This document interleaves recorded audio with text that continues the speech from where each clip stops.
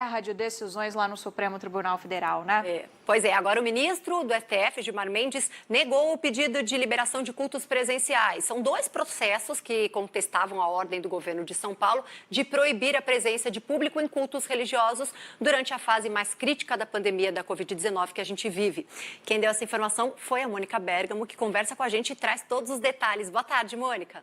Boa tarde. Boa tarde, boa tarde. Pois é, essas decisões totalmente opostas, né, do ministro Cássio Nunes no sábado, liberando no país todo cultos religiosos, celebrações que a gente viu aí que lotaram, com as pessoas cantando, celebrando, mas ao mesmo tempo, num momento tão espiritual, correndo também um grande risco, né? Os templos, as igrejas são considerados lugares de risco no mundo inteiro, porque são locais fechados, onde as pessoas acabam se juntando, né? Se aglomerando numa situação aí, como eu disse, de cantar, de falar e por isso mesmo de ficarem expostas ao risco. E o ministro Gilmar Mendes decidiu hoje em sentido totalmente diferente. Ele negou uma ação do PSD, do partido PSD, que queria que o Supremo declarasse inconstitucional o decreto do governador João Dória que veta esses cultos presenciais.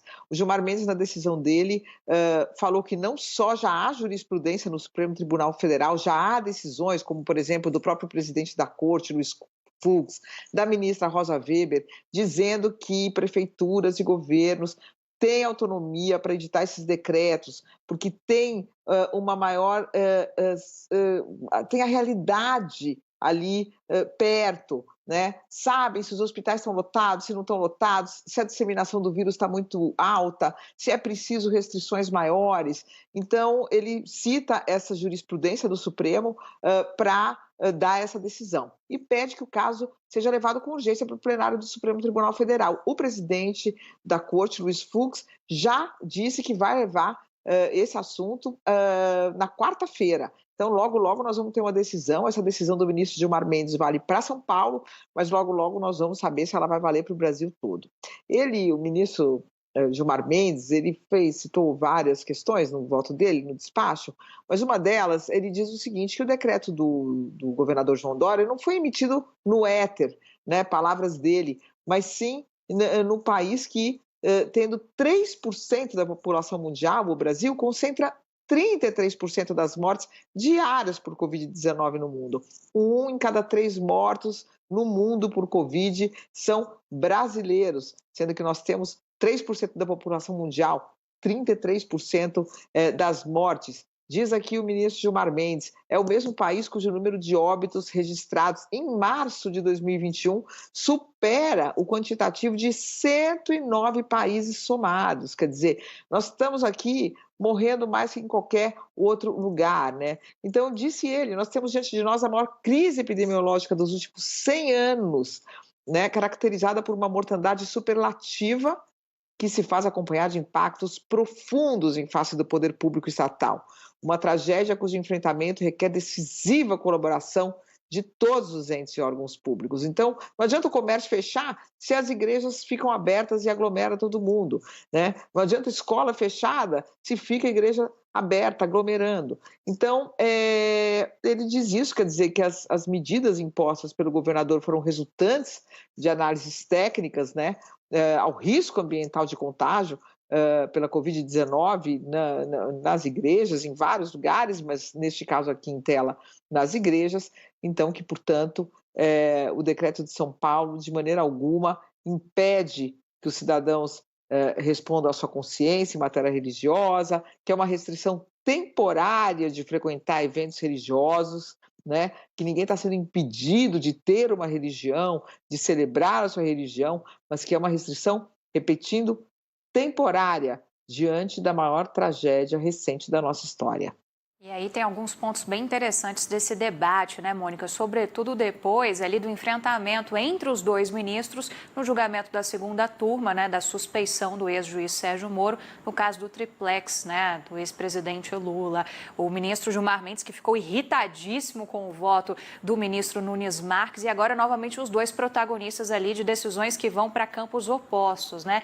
E o outro ponto foi o time dessa decisão do ministro Nunes Marques no sábado, véspera véspera do domingo de Páscoa. E, inclusive, a primeira reação que houve foi do prefeito de Belo Horizonte, o Alexandre Calil, que foi lá para o Twitter e disse que não ia obedecer. No domingo ele foi intimado e aí ele teve que mudar a determinação que ele próprio tinha dado, né? E voltou a falar sobre isso. E aí os cultos e, enfim, alguns ritos religiosos foram liberados também na capital mineira depois dessa determinação do Supremo, né?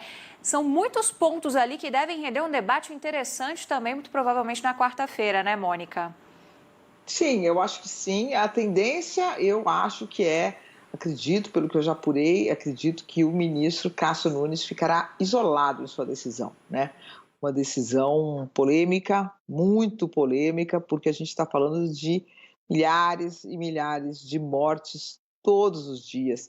E a gente está falando de um esforço muito grande da sociedade toda para tentar frear a disseminação desse vírus, né? E a gente está falando disso, uma limitação temporária, né, para que as próprias pessoas que vão aos cultos, que confraternizam juntas, cenas assim muito tocantes. Eu mesmo assisti alguns cultos ontem pela internet. São cenas tocantes de pessoas emocionadas, né, cantando, mostrando a sua fé, com um desejo de ir ao culto, mas pessoas que precisam ser preservadas, as pessoas precisam se preservar nesse momento, para que não adoeçam, para que não morram, para que não passem esses vírus para alguém querido. Então é algo temporário e é um valor maior, né, que se coloca. O ministro Gilmar Mendes fala, num determinado momento, quer dizer, ele fala que é um direito, de fato, a liberdade religiosa, a celebração de culto, mas que há ocasiões em que um bem jurídico maior se coloca, né? E nesse caso é o bem da vida, né? É uma restrição temporária e extremamente necessária, né? Os números estão aí para mostrar a necessidade, assim como outros setores também, de por um período ficar fechado até que pelo menos a gente consiga estabilizar para poder lidar melhor com esse vírus que não para de se espalhar. Mônica Bergamo, obrigada pela sua participação. Uma boa tarde e bom trabalho para você. Obrigada para vocês também. Obrigada, Mônica. Boa tarde.